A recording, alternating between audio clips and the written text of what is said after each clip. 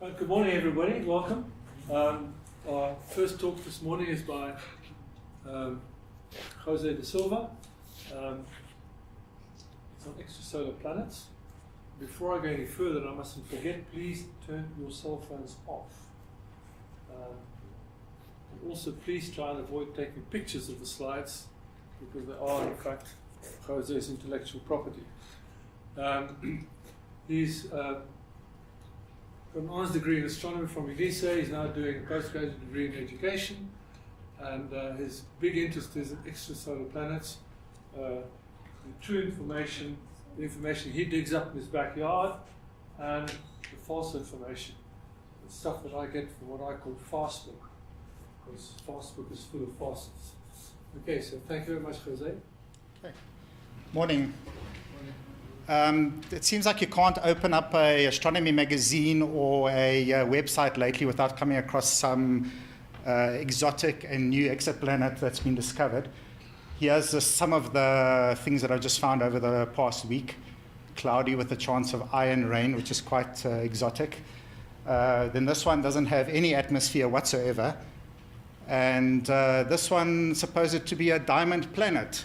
Although not technically an atmosphere, this one on the top right corner is actually quite interesting because there's a direct correlation between what lies on the surface of these exoplanets and what's in the atmosphere. For example, on planet Earth, we've got water and dust and sand or whatever on our surface, and we actually find these in the atmosphere as well. So that's where the direct correlation comes from.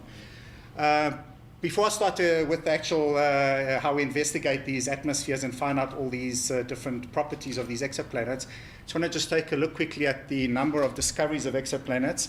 You'll see here at the bottom we've discovered 3,778 exoplanets at the moment. Most of them have been discovered by the transit method using Kepler's space telescope. And some of the others are radial velocity and imaging and whatnot, but I won't get too much into that at the moment. We don't really have the time. Out of those 3,778 confirmed exoplanets, there are 625 that have got being confirmed with more than one planet orbiting the star. And more importantly, you'll see there's 4,496 Kepler candidates. These are exoplanets that have not been confirmed yet. You'll see the date runs about a year behind this date. It gives the astronomers time to actually research them properly and publish their papers.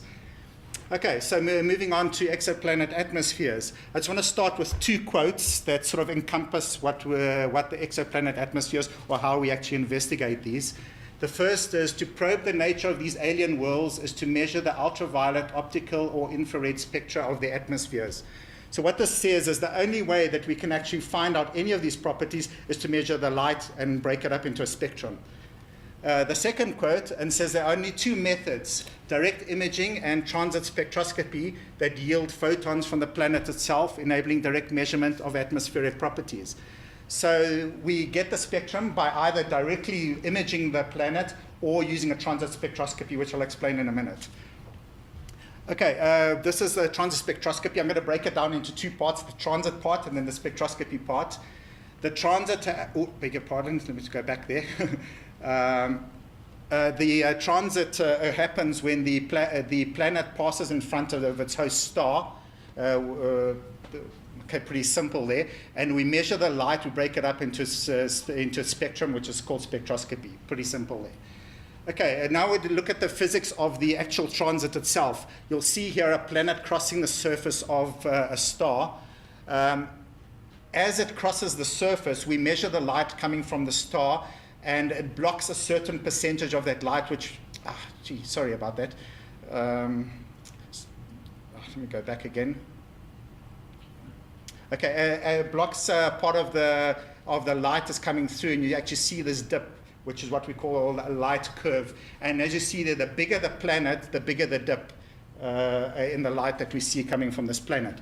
How we actually do this is we take a whole series of photographs from the time before the transit starts until the transit is actually finished. Each of these little dots that you see here is actually an individual photograph. And in those photographs, we actually measure the brightness coming from the star, and that's how we actually obtain this light curve. This one is quite a simple light curve. In the last 2 years, the technology's gotten very advanced. We now call it a phase curve. What you'll see in a second on here, on the bottom left corner is you'll see phases similar to what we see in our moon as the exoplanet goes around its star. If you watch this as it comes around, you'll see the normal dip as it drops there. Then as the phase increases, we actually see this increase in the light curve over there, and then a second dip as it actually goes behind. So it's actually now we're able to, from these light curves, to actually see the phases, not just actually the exoplanet crossing the surface.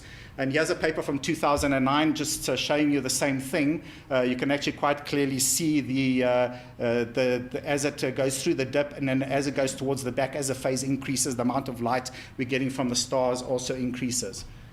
The good news for amateur astronomers, I don't know if there's any among you at the moment, but you can actually do this from home.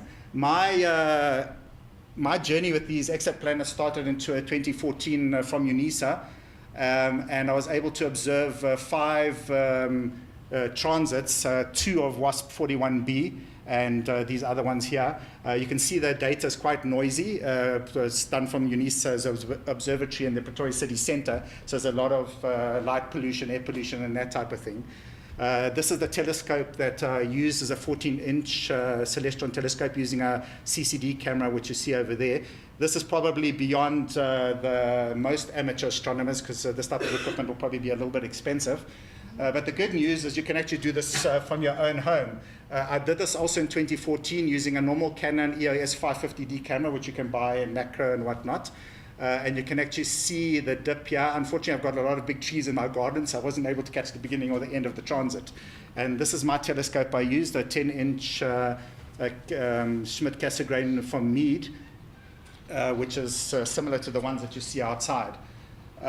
More recently, I was teaching Neville Young, as one of the exhibitors outside, how to observe these exoplanet transits.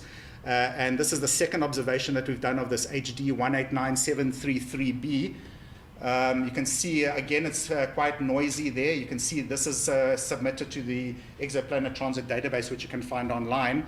But more importantly, I've now been experimenting with moving averages, and you'll see with the moving average, the transit is actually very, very clearly seen, a little bit better than what you see over there. At the end here, which is actually quite nice, we caught the edge of the observatory wall as the star was setting, so we can actually see all the noise. So it's actually a lot of features that have been brought out by these moving averages. This is Neville's home observatory. He calls it Sunnyville, again using a Meade 10-inch telescope like my one, and using a Canon EOS 1100D, again from just commercially available. Dave Blaine, one of the Joburg members, was able to also observe this. This is the same exoplanet HD 189733b, and you can see clearly again the dip.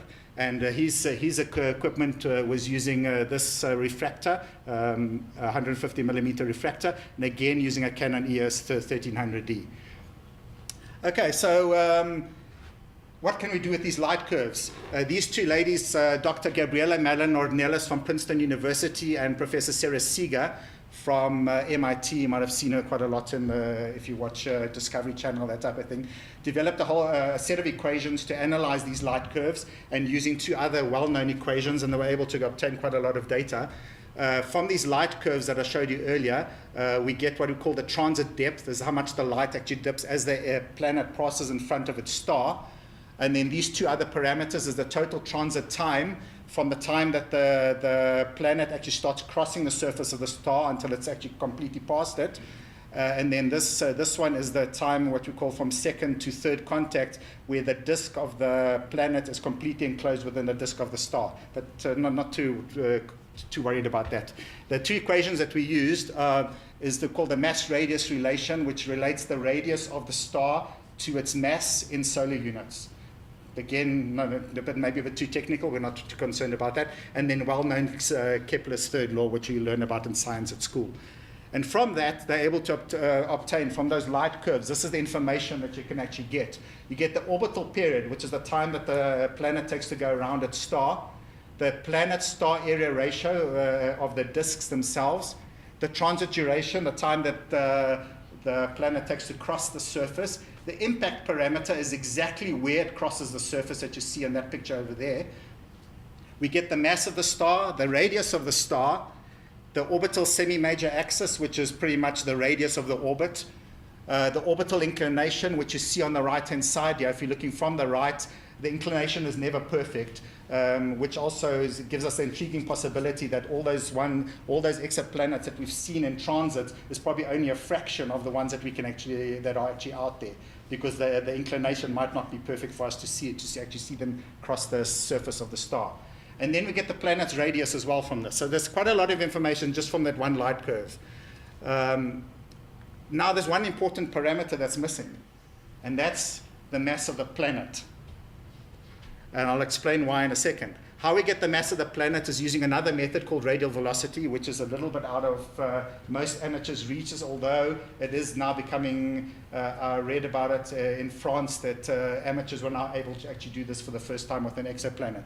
So what actually happens here, I know your eyes are drawn to the planet going around, but just watch the star. If you're looking from the left here, as the star comes towards you, the entire spectrum is actually shifted towards the blue, which we call blue shift, and as it goes away from you, the entire spectrum is shifted to the right, towards the red part of the spectrum, which we call red shift. So from this, we use a set of equations called the two-body problem, and we're able to calculate the mass of the planet.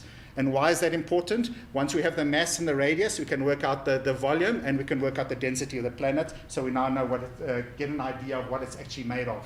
So here you can see some of the possibilities made of hydrogen, like a gas planet, water, rock, iron, and that type of thing.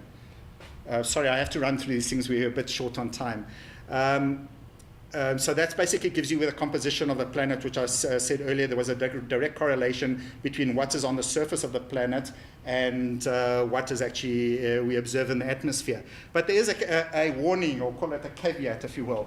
This is from Professor Sarah Seeger. She says, exoplanet researchers have realized there are fatal limitations to uncovering the interior composition of an exoplanet, because only the mass and the radius can be measured, no other information about the interior. So when you see something like this is one of many possible models. It's somebody's worked out, okay, this is the density, this is a possible model, but it could be anything else as well. So you've got to take it with a pinch of salt. So the only thing that we know for certain is the classification of these exoplanets is we have gas giants, which are made of mostly hydrogen and helium. The next classification is Neptunes, which is they've got hydrogen and helium atmospheres, but the interior are made of heavier elements. Then we've got terrestrial planets, which are like Venus and Earth, which are pretty much rock. Ocean planets, and I've put Earth-like in question marks there, because there's a whole debate as to whether Earth is actually a water planet or it's actually a terrestrial planet at the moment, believe it or not, based on the fact that most of our, or 71% of our surface is water. Another example of an ocean planet would be like Europa, which is one of Jupiter's moons. And then the existence of carbon planets, you might have read about it a lot. There's no proof of them whatsoever. Okay, so now we go to look specifically at the atmospheres. On the left here is something which is quite interesting. A lot of these exoplanets actually orbit extremely close to their stars. So the atmospheres are in all likelihood not symmetric around the planet like they are around Earth. And it's also likely, well, it's been proven, I'll speak about it in a second, that the atmosphere is actually being blown away by the star. And this has been measured recently again on HD 1897333b, that have actually measured the changes as the atmosphere is actually being blown away by the star with solar flares and whatnot. Okay, so to get the spectra of the star, this is what we're looking for. As the planet actually crosses the surface of the star, some of the light coming through actually goes through the atmosphere. And then what happens to this light is a couple of things. Okay, at the bottom, it can actually go straight through and not get affected at all. Sorry, let me just wait for this to repeat. And then you'll see on the top, what can happen is it can actually get absorbed or scattered by molecules in the atmosphere. And this is showing the scattering. And from that, we're able to obtain the spectra. So, for example, if there's an oxygen molecule in the atmosphere that scatters the light coming from the star, we'll get these signature lines in the spectrum to to show oxygen, you see water and that type of thing. So this is where the spectrum comes in. Unfortunately, it's not quite as simple. You'll see here that, for example, this is a spectrum here. You'll see here's calcium lines. You'll see there's multiple lines for calcium, for hydrogen, for iron, and that type of thing. So what we get out is something that looks like that. So we have to figure out which of these lines correspond to this whole lot, because the star itself has also got an atmosphere and is included together with the spectrum of the exoplanet. So what we do is we take a spectrum of the star and the planet together. We wait until the planet goes round the back and take a spectrum of the star, subtract the two, and we're left with the spectrum of the planet only. And this WASP-39b has been in the news quite recently with the most detailed exoplanet atmosphere to date. And just to show you, this is not an easy task to do this. This is the 3 telescopes that were involved in getting the spectra. Hubble Space Telescope did the ultraviolet as well as the visual part of the spectrum. Spitzer Space Telescope did the far infrared. And the European Southern Observatory's very large telescope was responsible for near-infrared and also part of the visual. And this is what it looks like, the most comprehensive spectrum. Maybe not so dramatic, but you can see there's hydrogen and helium lines, there's sodium, potassium, quite a lot of water, which was actually quite interesting, and also carbon dioxide. So this encompasses the entire spectrum wavelength that we're able to observe at the moment. Then we complicate this situation a little bit more. Depending on the wavelength at which we see, like for example on Earth, our red wavelengths transmit through the atmosphere a lot easier than blue, which is why we see the sky is blue. So what happens here, longer wavelengths can actually transmit. If they go through the atmosphere, the disk of the planet actually looks quite small, so we get quite a small dip. But if it gets blocked for some reason, we get quite a bit of a larger dip. So what this does is, if we observe the exoplanet at lots of different wavelengths or frequencies, we can actually build up a profile of the different layers in the atmosphere. And what will happen, for example, is, let's say this wavelength, the one time it gets through, tomorrow you go and measure it again, and you don't see it. It could indicate the possibility of clouds in the atmosphere. Okay, and then I want to have a look quickly at this has been, this has been bandied all over the internet about the drains on different worlds. You'll see here we've got in our own solar system Earth, Venus, Neptune, Titan, and 2 exoplanets, again at HD 1897333b. And this is the type of rains that have been claimed to fall on these different planets. So Earth, I'm not going to go spend too much time on here. We live here, we know it rains water, and you can see there's traces of water vapor in the atmosphere. So we know that because we live here. Venus was visited by the Pioneer spacecraft in the 1970s, I think. Before that, we picked up traces of sulfur dioxide and sulfuric acid in the atmosphere. So the theory was that it would rain sulfuric acid, and that was confirmed by the Pioneer Venus spacecraft, but it didn't actually fall onto the surface because of its temperature at 462 degrees. The sulfuric acid actually evaporated at about 30 kilometers above ground before it actually reached the surface. This is one also quite a lot of discussion going on at the moment about, the question is, does it rain diamonds on Neptune? And the theory is there are a lot of carbon-based molecules in the atmosphere, these hydrocarbons, ethane, for example.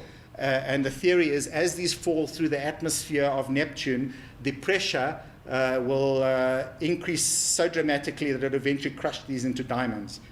One theory, again, take it with a pinch of salt. Methane on Titan, we know that it does. There are lakes of methane, and it definitely rains. Again, we visited Titan with the Huygens spacecraft. This is one of the moons of Saturn, if you're not familiar with it. Then I actually want to move on to the exoplanets, which is the more interesting part. The question is, does it rain glass on HD 1897333b? We'll see in the atmosphere, other than carbon monoxide and hydrogen, there are magnesium silicates. And because this thing orbits quite close to its parent star, they've theorized that the temperatures are approximately 1,000 degrees centigrade, which is enough to melt sand or these silicates. And therefore, somebody mentioned that said, well, there's a possibility that it will rain glass. Yes, it is a possibility, but it might not be. Then I look at this one, this OGLE TR56b. Has been confirmed with a composition similar to Jupiter, which is a gas giant. This thing is so far away. It's at 4,862 light years away, which is extremely far, or 1,500 parsecs, for those of you more familiar with that. It's not even in the same spiral arm as the Sun. You'll see the Sun here is in the Orion spiral arm of our galaxy. This planet is actually in the Sagittarius spiral arm. It is extremely far away. It also orbits its star with a period of 29 hours. In other words, it goes around its Sun in 29 hours, which is extremely fast. And the theory was that because it's so close to its star, that its temperature is about 2,000 degrees centigrade.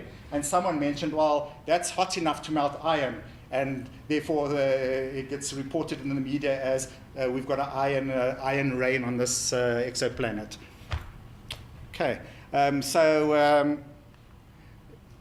there's another, just a quick papers that have been written now about these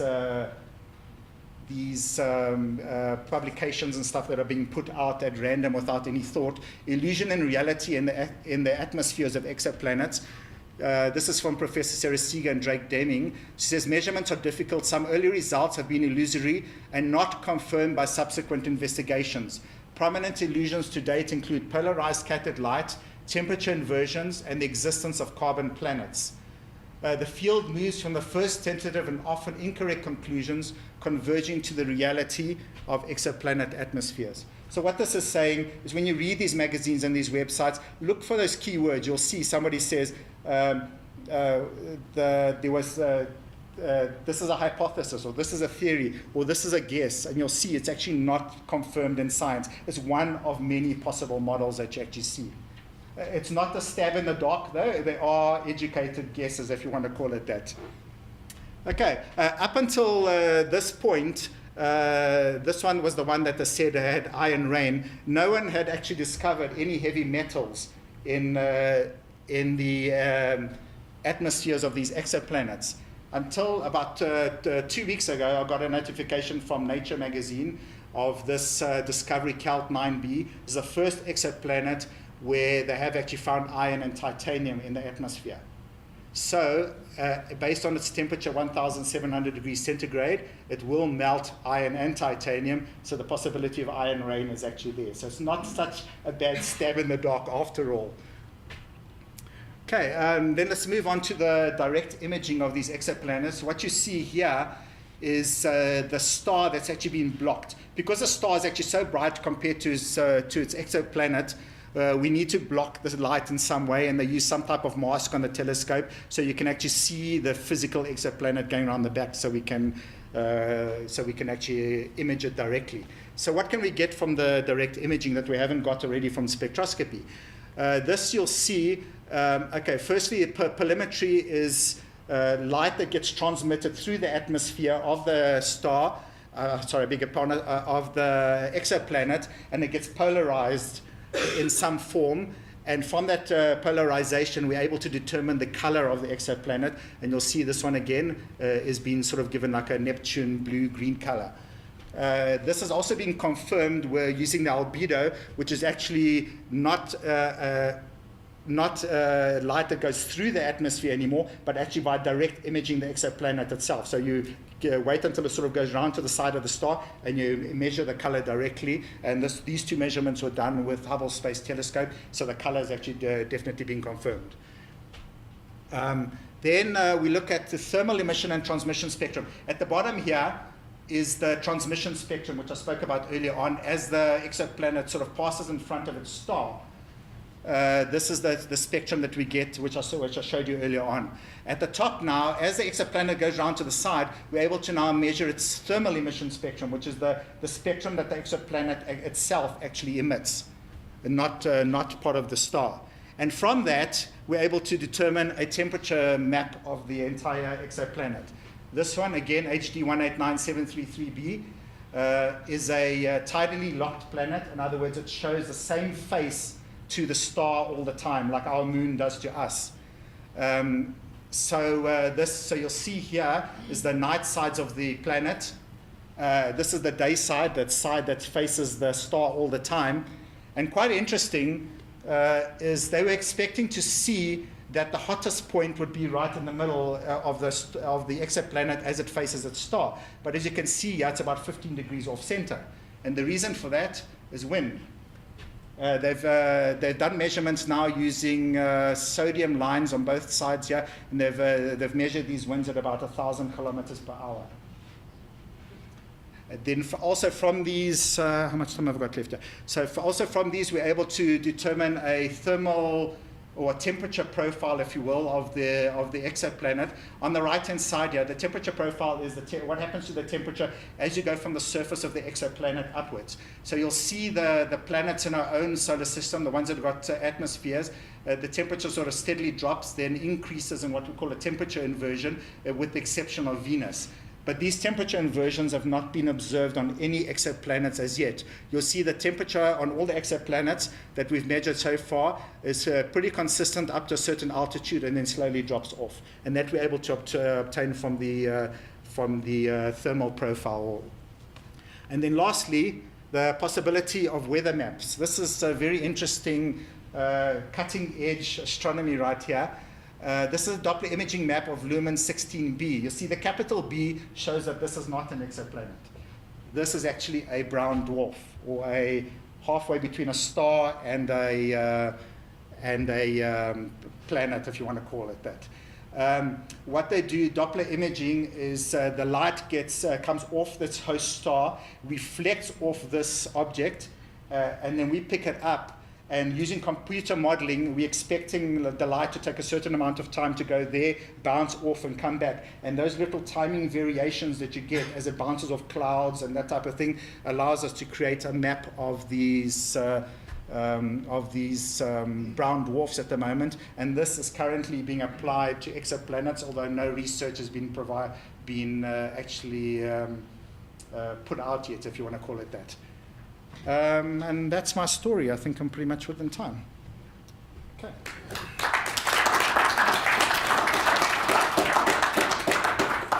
Any questions? Yes. How far is WASP 39? WASP 39, I think, is about 63 light years, if I recall correctly. Yeah, it's quite close in the cosmic detail. Yeah, that's why they were able to observe it using the Hubble and that type of thing. Because some of these things are so far, you virtually can do nothing with them. Anything else? Any other questions? When are we going to find Earth-like planets similar to the Earth? Those are actually quite rare. I think in all the observations, I think there's been about 6 or 7 that have actually been confirmed to be Earth-like. And all of them sit outside what they call the Goldilocks zone, which is where life is not possible. So what they're looking for at the moment is, it might change later, but at the moment they're actually looking for liquid water, which is what they theorize how life started on our planet. The other interesting, if I can interrupt, I'll come to you now, is that the planets, the extrasolar planets have been found where there's more than one around the star. We tend to think of our solar system as being typical, with small Earth, rock-like planets, gas giants, ice giants, and that's it. And in fact, we're very atypical. If you look at the orbits of and the structure of those other solar systems, so to speak, very, very different from ours. So there's quite a lot of Isn't that an observational bias, though, because you're looking at planets that are... Isn't there strong observational bias towards finding gas giants close to the parent star? Well, gas giants shouldn't fall close to the parent star. Yeah. It's too hot. But they do. Yeah. No, but you actually are right, because these things have to be, like I said, they have to be in the line of sight and also have to be big enough that we actually can see them. But there are enough observations of close-by ones to show, like I said, that we are completely atypical, that we're not a normal, although what's the principle of cosmology says we just like, our neighborhood is just like anywhere else, but it's starting to appear that it's actually not. Yeah. So you had a question? All right. So actually, my question relates to what you were saying. I think they call these big, very large planets like Jupiter. I think they call them hot Jupiters. That's They're correct, very close to their stars. My question is, what are the theories about how they actually form? Because you think that's exactly what you were saying. For a gas giant to form that close to its star, it actually wouldn't be able to form. I suppose that it might form further out and then migrate closer to its star. To answer your question, I think no one really knows at the moment. It's like your guess is pretty much as good as anyone else's. Like you said, it's almost inconceivable. Firstly, like that other exoplanet with a period of 29 hours, it must be almost touching its star. How it's actually existed for so long as it is without actually being completely destroyed is almost inconceivable. So no one really knows for certain. There are a lot of theories, like you said, that they can migrate inwards or possibly be even like solar flares or coronal mass ejections that eject a whole bunch of stellar material like helium or hydrogen, and then obviously those will go into orbit again around the star and then coalesce to form planets and that type of thing. So there's a lot of different theories, but no one knows for certain. So I suppose they're different models. Yes, absolutely. Like I said, everyone's got we can't prove anything, so there are a lot of different models.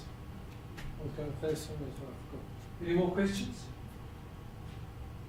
Okay, well, thank you very much indeed. And I've got a small token here. Appreciation for you. Here we go. Oh. Astrobiology. Oh, fantastic. And thank you very much. Thanks a lot. thank you.